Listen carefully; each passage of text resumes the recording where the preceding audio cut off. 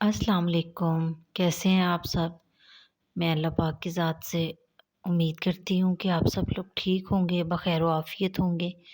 अल्हम्दुलिल्लाह अल्लाह पाक के फ़ज़ल व करम से मैं भी ठीक हूँ और आप सब लोगों के लिए दुआ करती हूँ कि अब आप सब लोग अपने-अपने घरों में अमन से हों, सुकून से हों, चैन से हों, राहत से हों और अल्लाह पाक हम सबको हिदायत की तौफ़ीक दे। तो आज का जो टॉपिक है जिस पे बात करने जा रही हूँ वो है कि हमें कैसे पता चले कि अल्लाह पाक हमसे राज़ी है या हम अल्लाह पाक के ख़ुद को अल्लाह पाक के करीब कैसे महसूस करें। हमें कैसे पता चलेगा कि हम अल्लाह पाक के करीब हैं या अल्लाह पाक का क़ुर्ब हासिल करने का कोई एक तरीका जो हमें पता चल जाए। मेरे दिल में तो बहुत आता है ये, कभी-कभी बड़ा ख़याल आता है कि मैं अल्लाह पाक के करीब ख़ुद को महसूस करूँ। हाँ, मुझे कैसे पता चलेगा कि मैं अल्लाह पाक के करीब हूँ?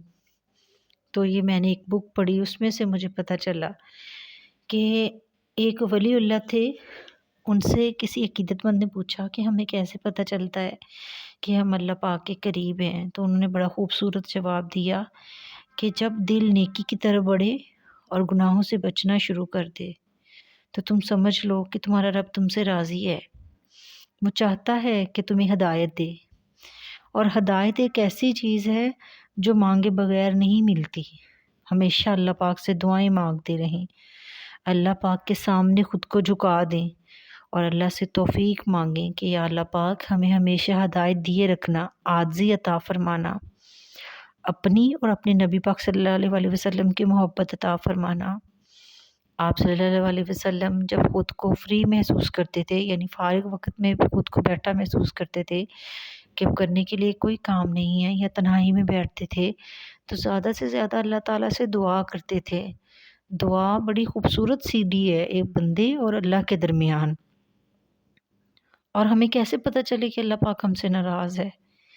तो याद रखें, जब अल्लाह नाराज़ होता है तो वो अपने बंदों से रिज़्क नहीं छीनता। देखें, रिज़्क तो वो काफ़िरों को भी देता है, यहूदियों को भी देता है, हिंदुओं को भी देता है, रिज़्क तो वो सबको देता है। तो फिर क्या है जो चीज़, जो अलामत हमें पता चले कि अल्लाह हमसे नाराज़ है?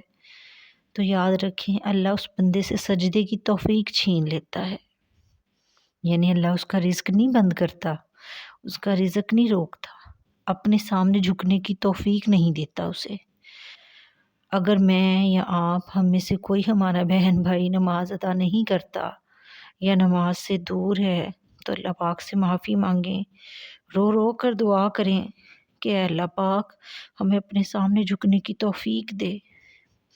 हम तो उस प्यारे नबी की उम्मत हैं, उस प्यारे नबी की उम्मत हैं जिसे अल्लाह पाक ने अपना महबूब बनाया और कुरान पाक जो है वो हमारे नबी का मोअज़्ज़ा है और यही वो वाहिद मोअज़्ज़ा है जो क़यामत तक ज़िंदा रहेगा। अल्लाह पाक ने बाकी जितने पैगम्बरों को मोअज़्ज़े दिए, अल्लाह पाक ने उनसे वापस ले लिए उनके साथ ही, लेकिन कुरान पाक एक वाहिद मोअज़्ज़ा है जो कि क़यामत तक ज़िंदा रहेगा और ज़िंदा है और इसका फ़ज़ल भी ज़िंदा है। देखिए, हम सूरह यासीन पढ़ते हैं, सूरह रहमान पढ़ते हैं, सूरह मुज़म्मिल पढ़ते हैं, हम जो भी सूरत पढ़ते हैं इसमें से उसका फ़ज़ल हमें मिलता है। और अल्लाह पाक को खुश करने का तरीका क्या है कि हम 5 वक़्त की नमाज़ पढ़ें, भूखों को खाना खिलाएँ, यतीमों के सर पे हाथ रखें। हमें ऐसा लगता है कि हमारे पास बहुत पैसा है, तो अल्लाह का बड़ा फ़ज़ल है हम पे, अल्लाह ने हम पे फ़ज़ल किया हुआ है, यही फ़ज़ल रब्बी है।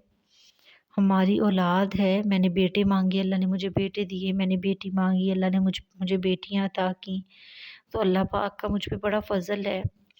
लेकिन दर हकीकत हम देखें तो ये पैसा, ये औलाद हमारी बहुत बड़ी आज़माइश है।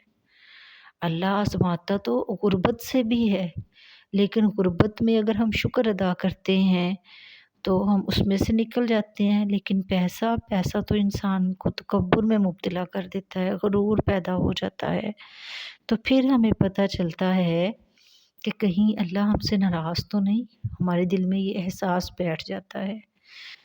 हम कह ही नहीं सकते कि मैं जी 5 वक़्त की नमाज़ पढ़ता हूँ और मेरे पास रिज़्क भी है और इसके बावजूद ये मेरे ऊपर अल्लाह का फ़ज़ल है। تو پھر سوال یہ پیدا ہوتا ہے کہ ہمیں دعا مانگنی چاہیے کہ اللہ جو میں نیکیاں کر رہا ہوں، جو میں نماز پڑھ رہا ہوں، جو میں قرآن پڑھتا ہوں، جو میں روزے رکھتا ہوں، یا میں اپنے ہاتھ سے جو بھی صدقہ خیرات کرتا ہوں، اس میں کہیں سے بھی ریاکاری شامل نہ ہو۔ یا اللہ پاک تو یہ قبول فرما اور مجھے مخلص ہو کر خالص نیت کے ساتھ یہ عمل کرنے کی توفیق دے۔ اولاد صدقہ جاریہ ہے، اپنی اولاد کی تربیت ایسے کریں کہ اللہ پاک خوش ہو جائے آپ سے کہ میرے بندے نے حق ادا کر دیا، خود بھی نیک تھا اور اپنی اولاد میں بھی وہ ساری نیکیاں جو ہیں وہ منتقل کی ہیں، اور اپنے بچوں میں ابھی سے نبی پاک صلی اللہ علیہ وسلم کی محبت پیدا کر دیں۔ زندگی کے جتنے بھی مسائل ہیں یہ سب تو عارضی ہیں، ختم ہو ہی جائیں گے، لیکن جس قدر خلوص سے ہم نیکی کریں گے، جس اچھی نیت کے ساتھ ہم نیکی کریں گے، وہ نیت اللہ تعالیٰ کے ہاں مقبول ہو جائے گی۔ تو مختصراً اس بات کو میں ایسے بیان کروں گی کہ جس زبان پہ ہمیشہ اللہ پاک کا ذکر رہتا ہے، جو زبان اللہ پاک کے ذکر سے تر رہتی ہے، اور جو ہدایت کی اور عاجزی کی دعا مانگتی ہے، اور جس کے دل میں نبی پاک صلی اللہ علیہ وسلم کی محبت ہے، تو وہ جان لے کہ اللہ پاک اس سے راضی ہے۔ اور جس شخص کو سجدے کی توفیق نہیں ملتی، 5 وقت ہمیں بلایا جاتا ہے، حی علی الفلاح، حی علی الفلاح، حی علی الفلاح، 5 وقت ہمیں بلایا جاتا ہے کہ آؤ فلاح کی طرف، لیکن پھر بھی ہمیں سجدے کی توفیق نہیں ملتی، تو استغفر اللہ، استغفر اللہ، استغفر اللہ، اللہ ہم سے ناراض تو نہیں؟ سوچ لیں کہیں نہ کہیں ایسا تو نہیں۔ میں یہ جو باتیں آپ سے کر رہی ہوں، میں اس وقت خود بھی یہ سوچ رہی ہوں کہ میں نے اپنی زندگی میں ظہر کی نماز سب سے کم پڑھی ہے، اور میں ہمیشہ اللہ پاک سے دعا کرتی ہوں کہ یا اللہ پاک مجھے ظہر کی نماز کی بھی پابندی عطا فرما دے کہ میں ظہر کی نماز پابندی کے ساتھ ادا کروں۔ اگر آپ میں سے میرا کوئی ایک بہن بھائی بھی میرے اس بیان کو سننے کے بعد نماز کی طرف رجوع کر لے، اللہ پاک کی طرف رجوع کر لے، سچے دل سے مومن بن جائے، تو میرے لیے اس سے بڑی نیکی اور کیا ہوگی۔ میں آپ لوگوں سے دعا کرتی ہوں کہ آپ سب لوگ جو ہیں وہ نیکیاں سمیٹیں، اس دنیا سے ہم یہی سب کچھ لے کے جائیں گے، سارا کچھ یہیں رہ جانا ہے ہمارے پاس۔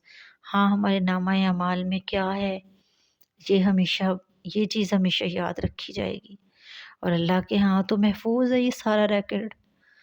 ہم جو کچھ بنا رہے ہیں، پراپرٹی، بینک بیلنس، ہم اپنے مکانوں کے اوپر لکھوا لیتے ہیں اپنے نام، لیکن وہ پھر بھی ہمارے تو نہیں رہتے، وہ تو ختم ہو جانے ہیں، ہمارے بعد ہمارے کسی اور بیٹے بیٹی کا نام وہاں پہ لکھ دیا جائے گا۔ ہاں، اللہ پاک کا ذکر ضرور کریں، جس قدر ہو سکتا ہے۔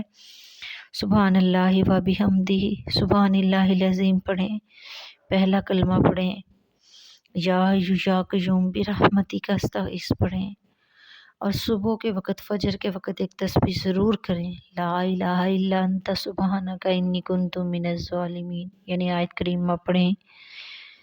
معراج کے موقع پہ جب حضرت ابراہیم علیہ السلام نبی پاک صلی اللہ علیہ وسلم سے انہوں نے ملاقات فرمائی، تو انہوں نے بتایا کہ اپنی امت سے فرما دیں کہ جنت کی زمین بہت زرخیز ہے، اور اس زمین پر سبزہ بہت تیزی سے اگتا ہے، اور وہ سبزہ کیسے اگتا ہے؟ جب اللہ کا کوئی بندہ ذکر فرماتا ہے اللہ کا، تو اس کے نام کا ایک پیڑ جو ہے وہ جنت میں لگ جاتا ہے۔ یعنی آپ جب تک سبحان اللہ پڑھتے رہتے ہیں، سبحان اللہ و بحمدہ، سبحان اللہ العظیم، اللہ اکبر، الحمدللہ، جس انداز میں بھی آپ اللہ پاک کو یاد کریں گے، تو آپ کے نام کے باغات جو ہیں وہ جنت میں بنتے جائیں گے، اور یہی آپ کی مال و متاع ہوگی، یہی آپ کی اصل پراپرٹی ہے۔ اللہ پاک مجھے اور آپ کو، ہم سب کو نیکیاں کرنے کی توفیق عطا فرمائے، آمین ثم آمین۔